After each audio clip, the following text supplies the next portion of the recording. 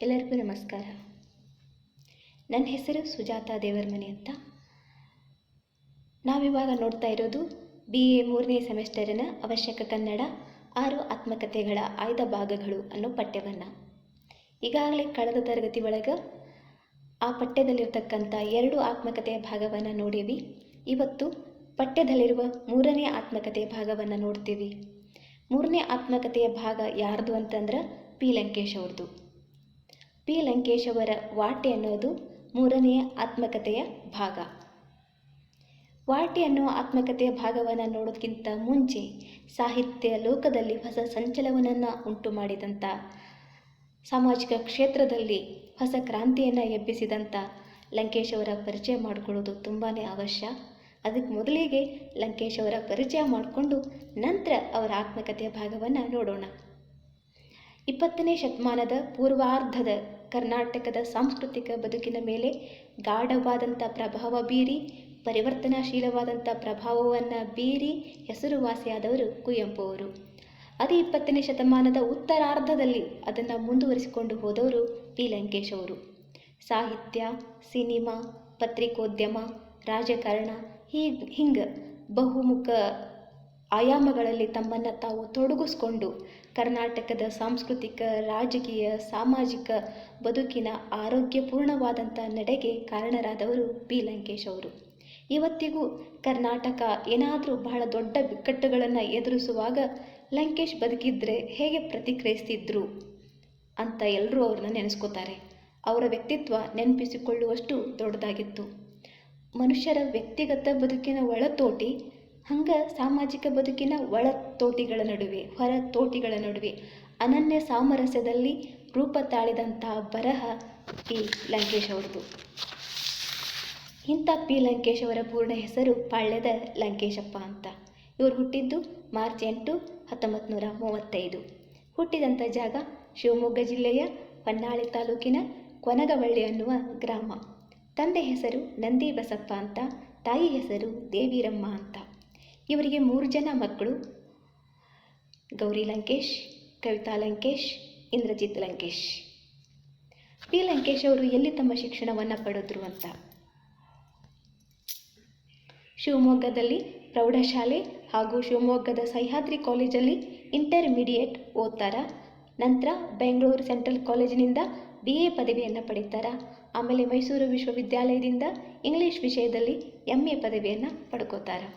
ಇವರು ಶಿಕ್ಷಣವನ್ನು ಪಡೆದ ನಂತರ ವೃತ್ತಿ ಜೀವನವನ್ನು ಆರಂಭಿಸ್ತಾರ. ಸಹ್ಯಾದ್ರಿ ಕಾಲೇಜ್ ಒಳಗಡೆ ಆಂಗ್ಲ ಭಾಷೆಯ ಪ್ರಾಧ್ಯಾಪಕರಾಗಿ ವೃತ್ತಿ ಜೀವನವನ್ನು ಆರಂಭ ಮಾಡ್ತಾರ. 1962ರಿಂದ 1965ರವರೆಗೆ ಬೆಂಗಳೂರು ಸೆಂಟ್ರಲ್ ಕಾಲೇಜು ಮತ್ತು ಸರ್ಕಾರಿ ಕಾಲೇಜ್ ಒಳಗಡೆ ಸೇವೆಯನ್ನು ಸಲ್ಲಿಸ್ತಾರ. 1966ರಿಂದ 1979 ತನಕ ಬೆಂಗಳೂರು ವಿಶ್ವವಿದ್ಯಾಲಯದಲ್ಲಿ ಪ್ರಾಧ್ಯಾಪಕರಾಗಿ ಕೆಲಸವನ್ನು ನಿರ್ವಹಿಸ್ತಾರ. 1979ರ ಸುಮಾರಿಗೆ ಅಧ್ಯಾಪಕ ವೃತ್ತಿಯನ್ನು ತ್ಯಜಿಸಿ ತಮ್ಮದೇ ಆದಂಥ ಒಂದು ಲಂಕೇಶ್ ಪತ್ರಿಕೆಯನ್ನು ಅವರು ಆರಂಭ ಮಾಡ್ತಾರೆ. ಆ ಲಂಕೇಶ್ ಪತ್ರಿಕೆ ಅನ್ನೋದು ವಾರಪತ್ರಿಕೆ ಆಗಿರ್ತದೆ. ಭಾರತದ ಟ್ಯಾಬ್ಲಾಯ್ಡ್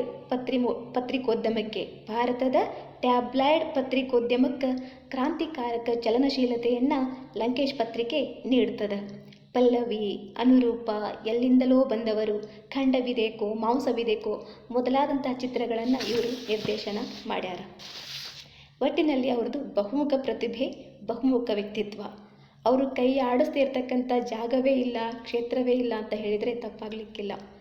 P. ಲಂಕೇಶ್ ಅವರು ಸಾಹಿತ್ಯ ಲೋಕಕ್ಕೆ ಕೊಟ್ಟಂಥ ಕೃತಿಗಳು ಯಾವುವು ಅಂತ ನೋಡಬೇಕಾದ್ರೆ ಕಥಾ ಸಂಕಲನಗಳು. ಅದರಲ್ಲಿ ಯಾವ್ಯಾವು: ಕೆರೆಯ ನೀರನ್ನು ಕೆರೆಗೆ ಚೆಲ್ಲಿ, ನಾನಲ್ಲ, ಉಮಾಪತಿಯ ಸ್ಕಾಲರ್ಶಿಪ್, ಕಲ್ಲು ಕರಗುವ ಸಮಯ, ಯಾತ್ರೆ, ಉಲ್ಲಂಘನೆ, ಮಂಜು ಕವಿದ ಸಂಜೆ, ಸಮಗ್ರ ಕಥೆಗಳು.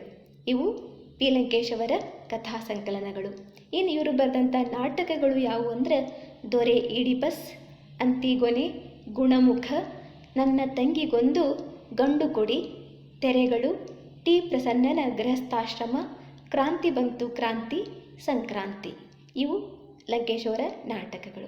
ಹಾಗಾದರೆ ಇವರು ಬರೆದಂಥ ಕಾದಂಬರಿಗಳು ಯಾವುವು? ಒಂದನೇದು ಬಿರುಕು, ಮುಸ್ಸಂಜೆಯ ಕಥಾಪ್ರಸಂಗ ಹಾಗೂ ಅಕ್ಕ. ಇವು ಅವ್ರು ಬರೆದಿರೋ ಕಾದಂಬರಿಗಳು. ಇನ್ನು ಅವ್ರು ಬರೆದಿರೋ ಕವನ ಸಂಕಲನಗಳು ಅಂತಂದ್ರೆ ಬಿಚ್ಚು, ಪಾಪದ ಹೂಗಳು, ತಲೆಮಾರು, ಅಕ್ಷರ ಹೊಸ ಕಾವ್ಯ, ನೀಲು ಕಾವ್ಯ ಸಂಗ್ರಹ, ಸಂಪುಟ 1, ಸಂಪುಟ 2, ಸಂಪುಟ 3. ಹಾಗೆ ಇವರು ಅಂಕಣ ಸಾಹಿತ್ಯದಲ್ಲಿ ಕೂಡ ಸುಮಾರು ಅಂಕಣ ಬರಹಗಳನ್ನು ಬರೆದಾರ. ಅವ್ರು ಬರೆದಂಥ ಅಂಕಣ ಬರಹಗಳು ಯಾವ್ಯಾವು ಅಂದ್ರೆ ಪ್ರಸ್ತುತ, ಕಂಡದ್ದು ಕಂಡ ಹಾಗೆ, ಟೀಕೆ ಟಿಪ್ಪಣಿ 1, 2, 3, ಆಟ, ಜೂಜು, ಮೋಜು, ಮನಕ್ಕೆ ಕಾರಂಜಿಯ ಸ್ಪರ್ಶ, ಈ ನರಕ ಈ ಪುಲಕ. ಇವು ಅವ್ರು ಬರೆದಂಥ ಅಂಕಣ ಬರಹಗಳು. ಹಾಗೆ ಆತ್ಮಲಂಕೇಶ್ ಅವರು ಸಾಹಿತ್ಯ ಲೋಕಕ್ಕೆ ಎಲ್ಲ ಕೊಡುಗೆಯನ್ನು ಕೊಟ್ಟ ನಂತರ ತಮ್ಮ ಒಳಗಡೆ ತಮ್ಮ ಬದುಕನ್ನು ನೋಡ್ಕೊಳ್ಳಿಕ್ಕೆ ಪ್ರಾರಂಭ ಮಾಡಿದರು. ಅದು ಕೂಡ ಒಂದು ಅನುಭವ ಆಗಿತ್ತು, ಒಂದು ಪಾಠ ಆಗಿತ್ತು. ಆ ಬದುಕನ್ನು ಬರಹದ ರೂಪದಲ್ಲಿ ಇಳಿಸಬೇಕು ಅನ್ನಿಸ್ತು. ಆವಾಗ ಅವರು ಆತ್ಮಕಥೆಯನ್ನು ಬರೀತಾರೆ. ಅವರು ಬರೆದಂಥ ಅವರ ಜೀವನದ ಕತೆ, ಅವರ ಆತ್ಮಕತೆ, ಅದರ ಹೆಸರು ಹುಳಿ ಮಾವಿನ ಮರ ಅಂತ.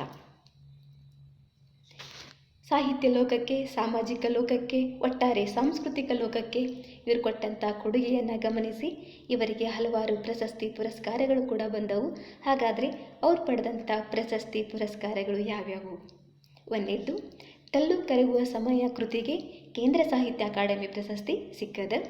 ಪಲ್ಲವಿ ಕನ್ನಡ ಚಲನಚಿತ್ರಕ್ಕೆ ಅತ್ಯುತ್ತಮ ನಿರ್ದೇಶಕ ಅಂತಕ್ಕಂಥ ರಾಷ್ಟ್ರ ಪ್ರಶಸ್ತಿ ಸಿಕ್ಕದ. ರಾಜ್ಯ ಸಾಹಿತ್ಯ ಅಕಾಡೆಮಿ ಪ್ರಶಸ್ತಿ ದೊರೆತದ.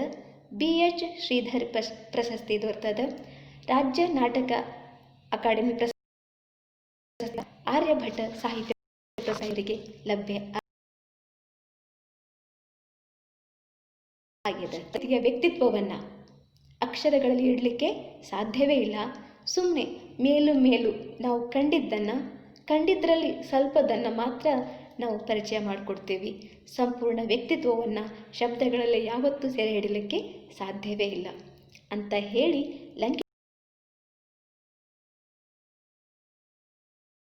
ಈಗ ಪಿ ಲಂಕೇಶ್ ಅವರ ಆತ್ಮಕಥೆ ಹುಳಿ ಮಾವಿನ ಮರ, ಅದರಿಂದ ಆಯ್ಕೆ ಮಾಡಿಕೊಂಡಿರುವ ವಾಟ್ ಎನ್ನುವ ಆತ್ಮಕಥೆಯ ಭಾಗವನ್ನು ನೋಡೋಣ. ಪಿ ಲಂಕೇಶ್ ಅವರು ತಮ್ಮ ಬಾಲ್ಯ ಜೀವನದ ಸವಿ ನೆನಪುಗಳನ್ನು ಸವಿವರವಾಗಿ ಮೆಲುಕು ಹಾಕೋದು ಈ ವಾಟ್ ಎನ್ನುವ ಆತ್ಮಕಥೆ ಭಾಗದ ವಿಶೇಷತೆ. ಇಲ್ಲಿ ಲಂಕೇಶರ ಬಾಲ್ಯ ಜೀವನದ ತುಂಬ ಸ್ವಾರಸ್ಯಪೂರ್ಣವಾದಂತಹ ಘಟನೆಗಳು ಚಿತ್ರಣಗೊಂಡವು. ಲಂಕೇಶ್ ಅವರು ತಮ್ಮ ಬಾಲ್ಯದ ಮುಗ್ಧ ಕಣ್ಣಿನ ಮೂಲಕ ಮನುಷ್ಯ ಲೋಕವನ್ನು ನೋಡುವ ರೀತಿ ಏನಿದೆಯಲ್ಲ, ಅದು ಎಲ್ಲರ ಹೃದಯವನ್ನು ಕೂಡ ಸ್ಪರ್ಶಿಸ್ತದೆ. ನಾವು ಸಣ್ಣವರಿದ್ದಾಗ ನಮ್ಮ ಕಣ್ಣು ಮುಗ್ಧ, ನಮ್ಮ ಮನಸ್ಸು ಮುಗ್ಧ, ಹೀಗಾಗಿ ಇಡೀ ಜಗತ್ತೇ ನಮಗೆ ಮುಗ್ಧವಾಗಿ ಕಾಣ್ತಿರ್ತದೆ. ಅದನ್ನು ವಾಟೆ ಆತ್ಮಕಥೆ ಭಾಗದಲ್ಲಿ ನಾವು ನೋಡಬೇಕಾದ್ರೆ ಅವರ ಆ ಚಿಕ್ಕ ವಯಸ್ಸಿನ ಮುಗ್ಧ ನೋಟ ಎಂಥವರ ಹೃದಯವನ್ನಾದರೂ ಕೂಡ ಸ್ಪರ್ಶ ಮಾಡ್ತದೆ. ಹೀಗಾಗಿ ಆತ್ಮಕಥೆಯ ಭಾಗದಲ್ಲಿ ಒಂದು ವಿಶೇಷವಾದ ಸ್ಪರ್ಶ ಇದೆ ಅಂದರೆ ತಪ್ಪಾಗೋದಿಲ್ಲ. ಲಂಕೇಶ್ ಅವರು ತಾವು ಶಾಲೆ ಕಲ್ತಿದ್ದು, ಅವನ ಪ್ರೀತಿಗೆ ವಿಶೇಷವಾಗಿ ಪಾತ್ರ ಆಗಿದ್ದು, ಅವನು ಸೆರೆ ಹಿಡ್ಕೊಂಡು ಸಂತೆಗೆ ಹೋಗಿದ್ದು, ಆಮೇಲೆ ಅವ್ರಿಗೆ ಸ್ವಲ್ಪ ಜಾಸ್ತಿ ವಯಸ್ಸಾದ ನಂತರ 8-10 ವರ್ಷ ಆದ ನಂತರ ತಲೆ ಕೂದಲನ್ನು ತೆಗೆಸಿದ್ದು, ಹೀಗೆ ಅವರ ಜೀವನದಲ್ಲಿನ 10 ಪ್ರಸಂಗಗಳನ್ನು ಅವರು ಇಲ್ಲಿ ಸ್ವಾರಸ್ಯಪೂರ್ಣವಾಗಿ ದಾಖಲಿಸಿದ್ದಾರೆ. ಇದನ್ನು ನೋಡಬೇಕಾದ್ರೆ ಇದೊಂದು ವರದಿ ಅಂತ ಅನ್ಸೋದಿಲ್ಲ ರೀ. ಈ ಆತ್ಮಕಥೆಯ ಭಾಗ ಒಂದು ವರದಿ ಅಂತ ಅನ್ಸಂಗಿಲ್ಲ, ಅದೊಂದು ಸ್ವಾರಸ್ಯಪೂರ್ಣವಾದ ಜೀವನಯಾನದ ರಸಯಾತ್ರೆ ಅಂತ ಅನಿಸ್ತದೆ. ಈ ಆತ್ಮಕಥೆಯ ಭಾಗ ತುಂಬ ಪರಿಣಾಮಕಾರಿಯಾಗಿ ಅನಾವರಣಗೊಂಡದ. ಅವರು ಈ ವಾಟೆ ಆತ್ಮಕಥೆಯ ಭಾಗದಲ್ಲಿ ಲಂಕೇಶರ ಜೀವನ ಎಲ್ಲಿಂದ ಪ್ರಾರಂಭ ಆಗ್ತದೆ ಅಂದ್ರೆ ಅವರ ಹುಟ್ಟಿನಿಂದ ಪ್ರಾರಂಭ ಆಗ್ತದೆ ರೀ. ಅವರ ಪರಿಚಯ ಮಾಡಿಕೊಡಬೇಕಾದ್ರೆ ಈ ಮಾತು ಬಂದು ಹೋಗಿದ್ದು ಮತ್ತೆ ವಾಟೆ ಆತ್ಮಕಥೆಯ ಭಾಗದಲ್ಲಿ ಆ ಮಾತುಗಳನ್ನು ನಾವು ಮತ್ತೆ ನೋಡ್ತೇವೆ. ಲಂಕೇಶರು 1935 ಮಾರ್ಚ್ 8 ಶುಕ್ರವಾರ ಶಿವಮೊಗ್ಗದಿಂದ 9 ಮೈಲು ದೂರ ಇರ್ತಕ್ಕಂಥ ಕೊನಗವಳ್ಳಿ ಅನ್ನೋ ಗ್ರಾಮದಲ್ಲಿ ಜನಿಸ್ತಾರ. ಇವರು ಮನೆ ಒಳಗಡೆ 5ನೇ ಮಗುವಾಗಿ ಜನಿಸ್ತಾರ. ಇವ್ರಿಗಿಂತ ದೊಡ್ಡವರು 4 ಮಂದಿ ಇರ್ತಾರ. 3 ಜನ ಹೆಣ್ಮಕ್ಳು, 1 ಗಂಡು ಮಗ. ಮೊದಲೇದವಳು ಜಾನಕಮ್ಮ ಅಂತ, ಆಕೆಗೆ ಹನುಮಂತವ್ವ ಅಂತ ನಾಮಕರಣ ಮಾಡಿದ್ರು. 2ನೇದವಳು ಬಸಮ್ಮ, ಅವಳಿಗೆ ಸ್ವಲ್ಪ ಕಿವಿ ಸಮಸ್ಯೆ ಇತ್ತು, ಹೀಗಾಗಿ ಕಿವುಡ ಆಗಿದ್ಲು, ಆದ್ರೆ ಬಹಳ ಒಳ್ಳೆಯವಳು ಇದ್ಲು ಅಂತ ಲಂಕೇಶ್ ಅವರು ಹೇಳ್ತಾರೆ. ಇನ್ನು 3ನೇದವನು ಅಣ್ಣ ಶಿವರುದ್ರಪ್ಪ. ಇನ್ನು 4ನೇದವಳು ಅಕ್ಕ ಸಿದ್ಧಲಿಂಗಮ್ಮ. ಸಿದ್ಧಲಿಂಗಮ್ಮ ಹುಟ್ಟಿ 3 ವರ್ಷ ಆದ ನಂತರ ಲಂಕೇಶ್ ಅವರು ಹುಟ್ಟುತ್ತಾರೆ. ಇವರ ರಾಶಿ ಒಳಗಡೆ ಲಂ ಅನ್ನೋ ಅಕ್ಷರದಿಂದ ಹೆಸರಿಡಬೇಕು ಅಂತ ಬಂದಿತ್ತು. ಅದಕ್ಕಾಗಿ ಅವರಿಗೆ ಲಂಕೇಶಪ್ಪ ಅಂತ ಹೆಸರಿಡ್ತಾರೆ. ಲಂಕೇಶ್ ಹುಟ್ಟುವಾಗ ಅವರ ಎದೆಯ ಎಡಭಾಗದೊಳಗಡೆ ಹುಣ್ಣನ್ನು ಹುಟ್ಟಿಸ್ಕೊಂಡೇ ಹುಟ್ಟುತ್ತಾರೆ. ಅದನ್ನು ಈಗ ನಾವು ನೋಡೋಣ. ಪಿ ಲಂಕೇಶ್ ಅವರು ಹುಟ್ಟುವಾಗನೇ ಎದೆಯ ಎಡಭಾಗದಲ್ಲಿ ಹುಣ್ಣು ಹುಟ್ಟಿಸ್ಕೊಂಡೇ ಹುಟ್ಟುತ್ತಾರೆ. ಅಷ್ಟೇ ಅಲ್ಲ, ಹುಣ್ಣಿಗೆ ಜೊತೆಗಾರ ಆಗ್ತಾನ ಅನ್ನೋ ಥರ ತಮ್ಮ ಅವ್ವನ ಎದೆಗೂ ಹುಣ್ಣನ್ನು ಹುಟ್ಟಿಸ್ಲಿಕ್ಕೆ ಕಾರಣಕರ್ತರಾಗ್ತಾರೆ. ಲಂಕೇಶರ ಹೆರಿಗೆ ವೇಳೆಗೆ ಲಂಕೇಶರ ತಾಯಿಗೆ ಅನೇಕ ಬೇನೆಗಳು ಬಂದು ಕುಡ್ಕೋತಿರ್ತವು. ಇದ್ರ ಜೊತೆಗೆ ಎದೆ ಮೇಲೆ ಹುಣ್ಣು ಬೇರೆ ಆಗ್ತದೆ. ಹೀಗಾಗಿ 6 ತಿಂಗಳ ಮಗು ಆಗಿದ್ದಾಗಲೇ ಲಂಕೇಶ್ ಅವರಿಗೆ ತಾಯಿಯ ಎದೆ ಹಾಲನ್ನು ಕುಡಿಯೋದು ಬಿಡಿಸ್ತಾರೆ. ಅವರಿಗೆ ಹಸುವಿನ ಹಾಲನ್ನು ಎಲೆ ಒಳಗಿಂದ ಹಾಕಲಿಕ್ಕೆ ಪ್ರಾರಂಭ ಮಾಡ್ತಾರೆ. ತಾಯಿಗೆ ಲಂಕೇಶ್ ಅವರ ಮೇಲೆ ಭಾಳಷ್ಟು ಪ್ರೀತಿ. ಅನೇಕ ಸಲ ಲಂಕೇಶ್ ಅವರು ಪ್ರಜ್ಞೆ ತಪ್ಪಿ ಬಿದ್ದಾಗ ಕೈಗಳ ಸಂಧಿ ಒಳಗಡೆ ಹಣೆಯ ಮೇಲೆ ಅರಿಶಿಣ ಕೊಂಬಿನ ಚುರುಕು ಕೊಟ್ಟು ಅವರನ್ನು ಎತ್ತರಿಸ್ತಾ ಇದ್ರು ಲಂಕೇಶ್ ಅವರ ತಾಯಿ. ಈಗಲೂ ಕೂಡ ಆ ಬೆರಳುಗಳ ಸಂಧಿ ಒಳಗಳ ಮತ್ತು ಹಣೆ ಮೇಲೆ ಆ ಸುಟ್ಟಂಥ ಅರಿಶಿಣ ಕೊಂಬಿನ ಗಾಯ ಇರೋದನ್ನು ನಾವು ನೋಡಬಹುದು. ಲಂಕೇಶರ ಚಿಕ್ಕ ವಯಸ್ಸಲ್ಲಿದ್ದಾಗ ಪದೇ ಪದೇ ಅನಾರೋಗ್ಯಕ್ಕೆ ಒಳಗಾಗ್ತಾ ಇದ್ರು. ಆ ಚಿಕ್ಕ ವಯಸ್ಸಲ್ಲಿ ಅವ್ರು ಎದುರಿಸಿದಂಥ ಮತ್ತೊಂದು ರೋಗ ಅಂತಂದ್ರೆ ಪ್ಲೇಗ್. ಲಂಕೇಶ್ ಅವರು 11 ವರ್ಷದವರಾಗಿದ್ದಾಗ ಅವರಿಗೆ ಪ್ಲೇಗ್ ಕಾಯಿಲೆ ಬರ್ತದೆ. ಅಲ್ಲಿ ಕಿರಿಗೇರಿ ಅನ್ನೋ ಊರೊಳಗಡೆ ಪಾರಜ್ಜಿ ಅಂತ ಒಬ್ಬಕ್ಕಿ ಮುದುಕಿ ಇರ್ತಾಳ. ಅವಳು ಹೆರಿಗೆ ಮಾಡಿಸೋದ್ರೊಳಗಡೆ ಮಕ್ಕಳನ್ನು ಎತ್ತಿ ಬಿಸಿ ನೀರಿನ ಸ್ನಾನ ಮಾಡಿಸೋದ್ರೊಳಗಡೆ ಅನುಭವಸ್ತೆ. ಆ ಪಾರಜ್ಜಿನೇ ಲಂಕೇಶ್ ಅವರ ಈ ಭೀಕರ ಕಾಯಿಲೆಗೆ ಚಿಕಿತ್ಸೆಯನ್ನು ನೀಡ್ತಾರೆ. ಅಷ್ಟೇ ಅಲ್ಲ, ಮೇಲಿಂದ ಮೇಲೆ ಲಂಕೇಶ್ ಅವರಿಗೆ ಧೈರ್ಯ ಕೊಡ್ತಿರ್ತಾರೆ. ಲಂಕೇಶ್ ಅವರಿಗೆ ಎಲ್ಲಿದ್ದೆ ಹೇಗಿದ್ದೆ ಅನ್ನೋ ಸ್ಪಷ್ಟತೆ ಇರಲಿಲ್ಲ ಆ ವಯಸ್ಸೊಳಗಡೆ. ಅದು ಅಲ್ಲದೆ ಆ ಪ್ಲೇಗ್ ಅವರನ್ನು ಬಹಳ ಆವರಿಸಿದ್ದರಿಂದ ಅಷ್ಟೊಂದು ಪ್ರಜ್ಞೆ ಅಥವಾ ಎಚ್ಚರ ಅಥವಾ ಅರಿವು ಅನ್ನೋದು ಅವರಿಗೆ ಇರಲಿಲ್ಲ. ಪಾರಜ್ಜಿ ಲಂಕೇಶರ ಕೈಕಾಲು ಒತ್ತಿ ಪ್ಲೇಗ್ ಗಡ್ಡೆಗೆ ಯಾವುದೋ ರಸದ ಮದ್ದು ಕೊಟ್ಟು ಲಂಕೇಶರಿಗೆ ಬದುಕುವ ವಿಶ್ವಾಸವನ್ನು ಮೂಡಿಸೋ ಹಾಗೆ ಮಾತಾಡ್ತಾ ಇದ್ರು. ಲಂಕೇಶರು ಕ್ರಮೇಣ ಗುಣಮುಖರಾಗ್ತಾರೆ. ಅವರಿಂದ ಪ್ಲೇಗ್ ಕಾಯಿಲೆ ದೂರ ಆಗ್ತದೆ. ಇವತ್ತಿಗೂ ಕೂಡ ಲಂಕೇಶ್ ಅವರು ಅಂದರೆ ಅವರು ಬದುಕಿರೋವರೆಗೂ ಕೂಡ ಲಂಕೇಶ್ ಅವರು ಪಾರಜ್ಜಿಯನ್ನು ತುಂಬ ನೆನಪಿಸ್ಕೋತಾ ಇದ್ದರು. ಲಂಕೇಶರು ತಾವು ರೋಗವನ್ನು ಅನುಭವಿಸಿದ್ದಲ್ಲದೆ ಸಣ್ಣ ವಯಸ್ಸಲ್ಲಿ ನೋವನ್ನು ಕೂಡ ಅನುಭವಿಸಿದರು. ಅಂತ ಅವರು ಅನುಭವಿಸಿದ ನೋವುಗಳ ಒಳಗಡೆ ಅವರ ಆತ್ಮೀಯ ಗೆಳೆಯನ ಸಾವು ಕೂಡ ಒಂದು. ಕೊನಗವಳ್ಳಿ ಒಳಗಡೆ ಅಯ್ಯನವರ ಮನೆ ಇತ್ತು. ಅಯ್ಯನವರಂತಂದ್ರೆ ಜಂಗಮರ ಮನೆ ಇತ್ತು. ಆ ಜಂಗಮರ ಮನೆಯಲ್ಲಿ 2 ಅಣ್ಣ ತಮ್ಮಂದಿರಿದ್ದರು. ಅಣ್ಣ ಕೊನಗವಳ್ಳಿಯಲ್ಲೇ ವಾಸ ಆಗಿದ್ದರು. ತಮ್ಮ ಯಾವುದೋ ಒಂದು ಹಳ್ಳಿಯಲ್ಲಿ ಪ್ರಾಧ್ಯಾಪಕರಾಗಿ ಕೆಲಸ ಮಾಡ್ತಾಯಿದ್ರು. ದೊಡ್ಡ ಜಂಗಮರಿಗೆ 2 ಜನ ಮಕ್ಕಳಿದ್ರು. ಒಬ್ಬ ಲೋಕೇಶಯ್ಯ, ಇನ್ನೊಬ್ಬ ಚೆನ್ನಯ್ಯ. ಸಣ್ಣ ಜಂಗಮರಿಗೆ ಒಬ್ಬ ಮಗ ಇದ್ದ. ಅವನ ಹೆಸರು ಮಲ್ಲಿಕಾರ್ಜುನಯ್ಯ ಅಂತ. ಮಲ್ಲಿಕಾರ್ಜುನಯ್ಯ, ಚೆನ್ನಯ್ಯ, ಅಗಸರ ರಂಗ, ಪರಮೇಶ ಇವರು ಲಂಕೇಶರ ಆತ್ಮೀಯ ಗೆಳೆಯರು. ಇವರೊಳಗೆ ಚೆನ್ನಯ್ಯ ಮತ್ತು ಅಗಸರ ಪರಮೇಶಿಗೆ ಪ್ಲೇಗ್ ರೋಗ ಬಂದು 2 ತೀರ್ಕೋತಾರ.